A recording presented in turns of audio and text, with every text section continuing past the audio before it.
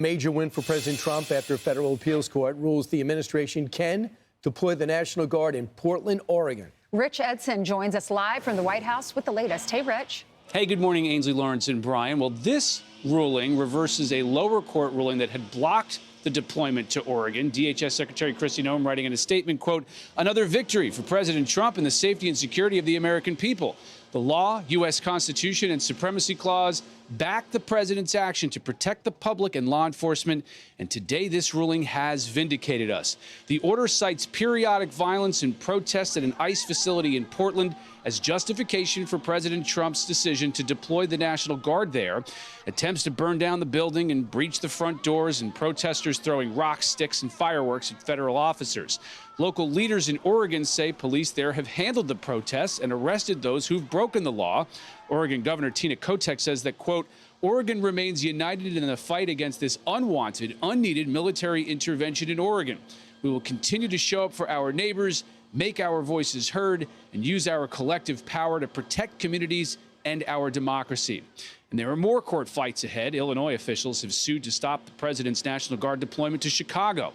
Meanwhile, the president is touting new FBI statistics, writing, quote, since January 20th, more than 28,000 violent criminals have been arrested, record-breaking, with over 6,000 illegal weapons seized, more than 1,700 child predators, and 300 human traffickers taken off the streets, 5,000 innocent children rescued, 2,000 criminal enterprises disrupted, 1,900 kilos of fentanyl, enough to kill 125 million people, taken out. The president credited his FBI leadership with these new statistics. Back to you. All right, so that's a victory. If it's temporary or permanent, we'll find out. But no movement in Chicago. All right, thanks, Rich. So our U.S. Attorney Jeanine Pirro in the D.C. area, she just charged 2 more people for the attack on that DOJ employee, Edward Korestein. Remember the 2 15-year-olds were arrested, and then the judge let them go on probation? Well, now 2 more have also been arrested, but one is a repeat offender, 19 years old, and Judge Jeanine is blasting these judges who are freeing these suspects. Listen.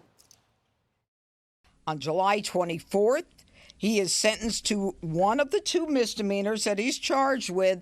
Again, my office asked for jail time after he victimized yet another person, and on July 25th, another judge suspends his sentence and decides that he should be on probation.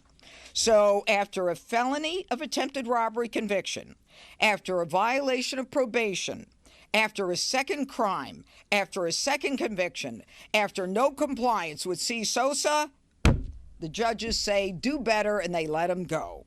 And guess what? Within 10 days, he's at it again with Ethan Levine and Edward Korestein. Unbelievable. So it's Lawrence Cotton Powell, and he's 19, and they're talking about 18-year-old Anthony Taylor. Those are 2 of 10 who attacked the DOJ employee. So he's got beaten. You can see the picture of him. He got beat senseless and protecting his girlfriend, put her in the car, and they got beat up by 10 guys. The 2 15-year-olds are out. See what happens to the 19, 18-year-olds who are not minors now, but they don't prosecute anyone or keep anybody in jail in D.C. Can you imagine, the people in liberal think tanks continue to say these kids want to be reformed. They want to be reformed. They just need an opportunity. And within 10 days, he's back on the street going after someone else. Are they nuts? I mean, what happened to the judges protecting society? Not anymore. You reject the bill and you say, you know what, this guy's a threat.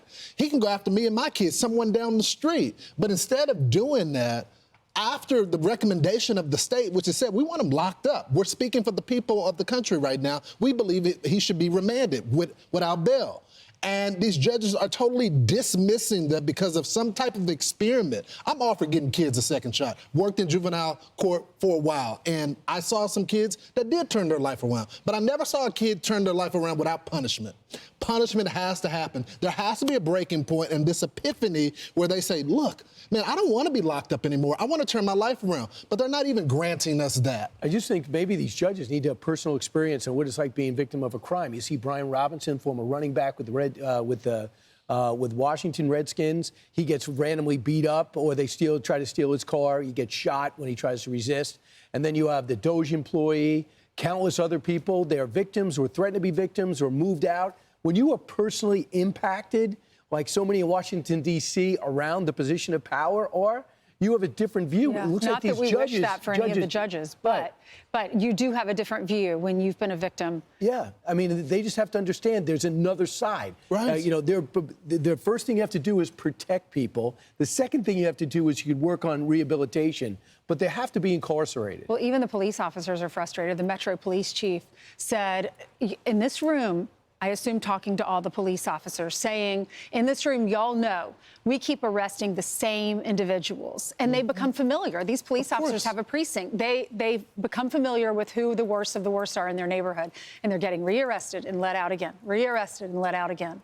Such a good point. Want even more Fox News on YouTube? Become a Fox News Patriot today. Click join to find out how.